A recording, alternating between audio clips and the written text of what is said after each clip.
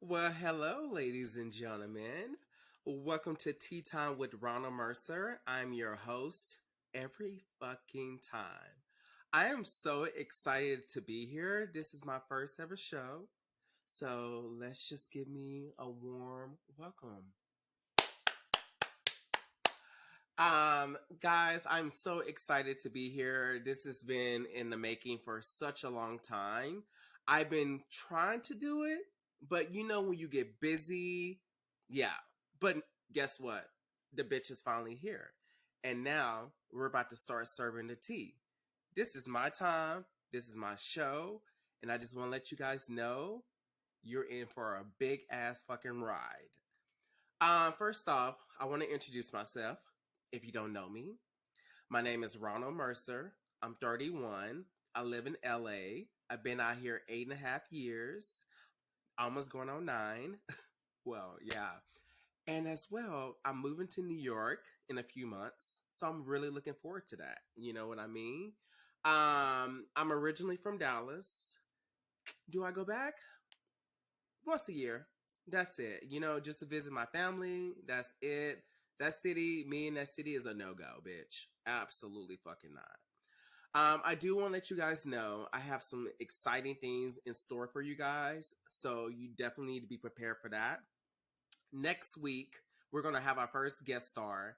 This bitch is a hot ass mess, but I love him. So you want to be back for episode 2 because it's going to be messy. Messy as hell. And speaking of guest host, I'm going to let you guys know something. I'm the type of person, I will call you out on your bullshit. Something you will learn about this show. I'm not afraid to call bitches out. I will always speak the truth. If you like it, you like it. If you don't, you don't. Something about me, I don't give no fuss at all. So I definitely want to let you guys know about that. Sometimes I'm going to say shit that you don't like. But at the same time, some of you bitches be thinking it. I just say it. So let's just get that out there. And speaking of that, I need to call a bitch out. I had a guest host who was who was supposed to be on the show, but literally flaked. Don't tell me that you really want to be on my show. Oh my God, I really want to be on your show. And then I set a date, and then you fucking canceled. And not only that, I reached out to you and you left me on red. That's not one thing you do not do to me. One thing I'm not is a fucking flake. And that's one thing I hate about the people out here in LA. People just flake all the fucking time, and I'm not about that. So, yes, I had to call that bitch out. Like it's no hard feelings. But at the same time, don't tell me you're going to do something and you don't. That's it, bitch. That's all I'm going to say. Like so let's just get right into it. I do have a story time for you guys. This will be the first episode with that, and then from there we can just move on. Okay. Story that I want to tell. This was back, I think 9 years ago. I had a roommate when I first moved out here to LA. And by the way, I would never, ever, ever have a roommate again. This roommate situation was a fucking disaster. Like what I went through, no, not at all, bitch. Absolutely fucking not. Anyway, so I was best friends with this guy for the longest fucking time. I'm gonna try not to give away his name, but it might come out. I don't know, but we'll see. Anyways, so we were roommates for maybe like 4 months. 3.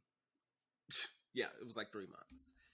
So I was living in Dallas at the time. I was working at a nightclub and I was just kind of over it. So my friend at the time, he had told me, he said that his grandparents had kicked him out. And I should have took this as a red flag because his boyfriend, who I knew before, he kicked him out of the house. His mom kicked him out of the house. He moved out here to LA. His dad kicked him out of the house. His grandparents, who are like 85 fucking years old, kicked him out of the fucking house. So all these bitches kicked him out, and I didn't see it as a red flag. But at the time, I really just wanted to get out of that city, and I was just ready for a change. I was like, you know what? I've been here my entire life. I'm ready to do something else. You know what I mean? So I was like, you know what? Let me just go ahead and just move. So Me and him applied for a place downtown in LA, and we did not get approved for the place. I'm like, why didn't we get approved for the place? Because I'm like, I have good credit. This bitch literally told me, he was like, oh my God, Ronald, I didn't really want to tell you, which I was going to find out anyways. He was like, I'm filing for bankruptcy. My credit score is in the 400s. So, bitch, you have a 420 credit score and you didn't want to fucking tell me, especially when we're trying to apply for an apartment.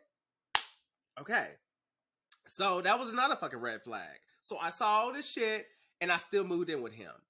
So we applied for an apartment in Koreatown, and I was still living out there, and I had not seen the place. I told him, I said, is it nice? He was like, yes, I really like it. He was like, you're going to love it.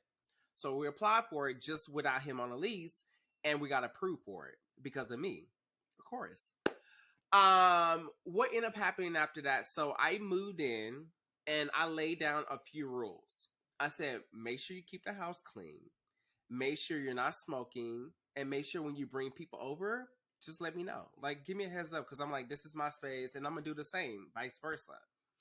By the way, everything in the apartment belongs to me. Only thing he had was his bed, his his desktop computer. That was it. That's all he had. His job was, he was a massage therapist. And I like to use that term very wisely because, you know, some people say, oh, I'm just giving professional massages. Bitch, no. And that was the case with this guy. Anyways, so the first few weeks, everything was fine until I saw him smoking in the house. That was the first thing that happened. And I was like, Alec, I thought we discussed that you were not going to smoke in the house. He was like, oh my God, I'm so sorry. This is never going to happen again. And I left it alone. That was one thing. Number two. So that was like week 4. That was a month. So after that, he slowly but surely started bringing people in and out of the house. And I told him, I said, Alec, let me know. And he just was not doing it. And he would tell me, he was like, Ronald, these are my clients. I'm not sleeping with them. But every fucking time I would come home, it just started to get worse and worse. He was literally in a room doing this, making all this fucking noise. I'm like, bitch, I do not want to hear that. And at the time, I was working 2 jobs. I was working at a hotel, which I had to be up at 3 o'clock in the morning. I had to be there at 5. And then we'll get out around 1 or 2, and then be at my second job at 3, which I had opened up a restaurant at the time. I would come home and I would hear every fucking night him screaming. I'm like, oh my God, this is literally like the second month going in. I'm like, this is crazy. But what really did it was one morning, it was like 2 o'clock in the morning. I had to be up at 3. He was in the living room with his drug dealer, and they were like smoking, being very loud. I'm like, dude, I don't know this guy. You didn't let me know he was here. This motherfucker could shut up the fucking place. I don't know. This is not no fucking trap house. I don't do drugs. Get him out of here. He was like, this is my house. You can't tell me what to do. And that's when I slowly but surely, I was like, you know what? This is not going to last long at all. But I was new to LA. I was like, you know what? I'm going to figure this shit out. So whatever. After that, it was a period of time where we just started hating the place that we were living in. We went to go look at a place in West Hollywood, and they had told me, they were like, you know, if you really wanted to, you can transfer. I was like, I kept that in the back of my head, and I was like, just in case something happens, let me just have this as a backup plan. We hated the management in that apartment. The management in the apartment we were living in, they sucked. It was this gay guy who was running the place. Alec was trying to sleep with him. I'm like, bitch, you can't be trying to sleep with the manager. Don't get us evicted, bitch. You're not even on a fucking lease. So calm the fuck down. So it was a few months later. I think it was like month 2 or 3. It was around like it was during the holidays. It was Christmas time, to be exact. I had my friend Victor come over, and my other friend Ryan, and he had his other friend who looks like Harriet Tubman, so I call him Harriet Tubman, bitch. He was in the Underground Railroad, because, bitch, he looks just like her. And no, I'm not trying to make fun of Harriet Tubman. Bitch, she paid the way, and so did he. Just saying. So don't get mad at me, y'all, because I'm just calling the way I see it. This bitch looks like Harriet Tubman. He's a fake ass bitch, and I don't like him, and he knows this. Something about me, I'm not fake at all. I will call it the way I see it, and some people don't do that. Period. Anyways, so we were all at my apartment, and we were having like a little Christmas get together. This motherfucker roommate of mine was on fucking Grindr, hit up Harry Tubman, told him to come in the room to fuck him. One thing you don't do is disrespect me. I was like, absolutely not. And he showed me the fucking messages. I'm like, Alec, don't you do shit like that. Oops, I just said his fucking name. Who gives a fuck? I don't care. I told you the name was probably going to come out anyways. So he did that. And I was like, you know what? I don't have time for this. And another thing that he did was, so one day Ryan and Victor had came over and we were getting ready to go out in West Hollywood. He had told us, he was like, I need you guys to hide in the room. My A-list client is coming over. Bitch, who's coming over? George Clooney? Ryan Gosling? Bitch, who is it? I'm like, I don't know none of these people. If he's coming over, bitch, where's the paparazzi? Where's the limousine? Bitch, I'm not seeing nothing. So he was just all talk. He was always like just saying shit. Like, I'm like, girl, no. He was always telling me, he was like, I would never work a 9 to 5. Bitch, you don't have any money. You broke as fuck. So what are you talking about? You about to go bankrupt and your credit's fucked up. So you need to do something in order to pay your fucking bills. So month 3, he had told me that he did not have the money to pay rent. The rent was $2,600. He said, Ronald, I can pay you $300 right now, and I can give you the rest later. How the fuck is that half? And at the time, which still is now, I paid the rent. I was like, you know what? He'll give it back to me later. Never received it. So like a week later, he had told me, and he still not had paid me rent. Had told me, he was like, oh, let's go to Palm Springs. And I had never been, so I was like, yes, let's go. I literally fucking took off of both my jobs in order to go. This dude told me the day before, that he could not go because he did not have the money. I was livid. I ended up telling my friend Sabina, if you've seen this, Sabina, fucking love you. You're crazy, but I love you. I had told her about the situation, what happened, and she was like, oh, we can go. I'm like, no. And at the time, me and Sabina, we were just now getting a chance to know each other. So, me and her went, had such an amazing time. A few weeks before, so much shit was happening, so I just did not trust him. So I installed a camera in the house. So I had it in the back of the living room, and I had this big tree, and it was covering it, and he couldn't see anything. So I would just check it just to make sure that everything was just like fine.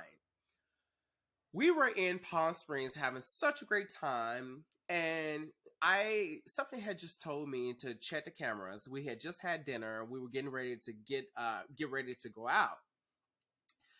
And I checked the cameras, and guess what the fuck I see, y'all? Drum roll.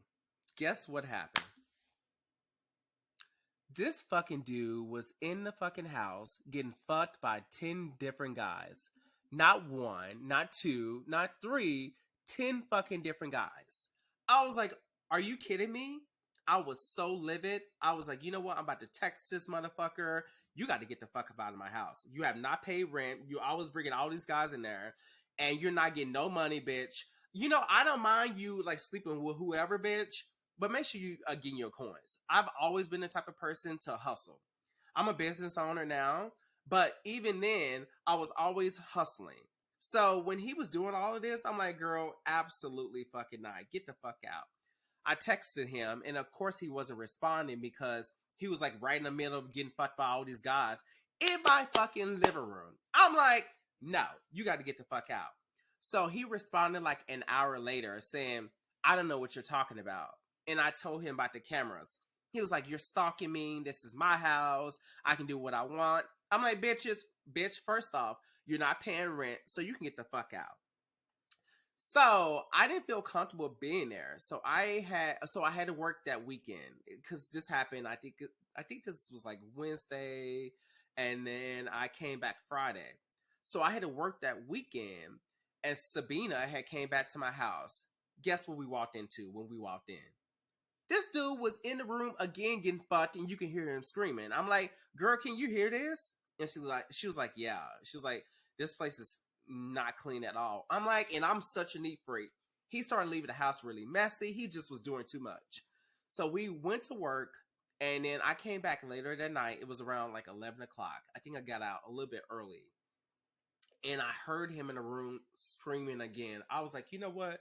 I don't have time for this. I went to Walmart, got some boxes, and started packing. That's when he knew in that moment that I was fucking done. So he comes knocking on my door. Bam, bam, bam. He was like, Ronald, we need to talk.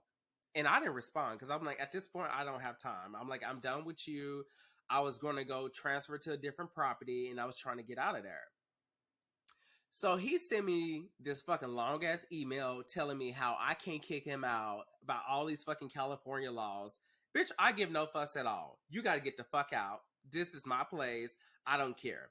So I went the next day to go look for a new place, and I ended up finding a place in North Hollywood, transfer for like a month, and then I was done. He did not want to go. He did not want to go. So I had to like pay for the month that I was living at the place I moved to, and I had a cashier's check. So I went to work, came back, the check was missing. I'm like, where the fuck did this check go? This dude went in my room, fucking shredded the fucking check. I'm like, okay, two can play the game. Fortunately, it had not been cashed, so I was able to like get another one. I'm like, okay, she want to play games with me, bitch. I am not the fucking one.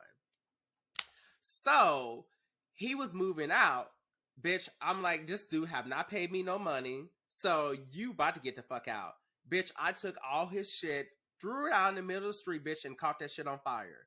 If you bitches have seen Waiting to Exhale, that was the moment, bitch. Thank God I don't smoke because at that moment, bitch, it was about to be that. So he comes telling me, you fucking threw my clothes out on the street. You burnt them. Bitch, you have not paid me money. So that was my money. So there you go, bitch. Get the fuck out. Thankfully, after that, there was the end of it. I moved to my new place, and he had left some bread in the room, and my friend Ryan had came over. I said, Ryan, do not trust that fucking bread. I said, it probably has cum on it. Sure enough, y'all, it had fucking cum on it. I'm like, I told your ass not to fucking touch it. But he touched it anyways. That was the end of it. So I moved out, and I was wondering, I'm like, I have not seen him in forever. And my friend from back home, he had messaged me. He was like, "Oh, your roommate is here." I'm like, "Girl, that's not my roommate. I live by myself." So he had to end up moving back home. I'm like, I don't know what happened to him with his 420 credit score, and that was the end of it. I came back, so I went back home a few years ago, and my old coworker at the club that I used to work at, she said that he had talked so much trash about me, which is not surprising. But at the end of the day, bitch, I'm doing good. I'm living my best life. While you back at home doing absolutely nothing, and you're probably still over here with your clients, your A-list clients at your mama house. So who's winning, bitch? Me. Period. So that was the end of that fucking crazy story. But that's not even the craziest story that I have. That's just one of many. Had I had known that that story was going to be that crazy and I was going to experience more in life, you bitches are in for a fucking ride. So yeah, so my next episode, I have my guest star coming in Tuesday. If he doesn't fucking flake, if he does, I'm going to be calling him out, which I don't think he will, because I'm like, I love him. He's a sweetheart, but he's just a mess. So we'll have him in the next episode. I have so many things I really just want to talk about with you guys. So I want you guys to just stay tuned. It's about to be on and popping. And that's it for episode 1. I want to close it out saying, get your life together, get your credit together, and clean that fucking kitchen because, bitch, we do not do roaches twerking. So, period. You guys have a lovely day, and I will see you in the next episode. Bye.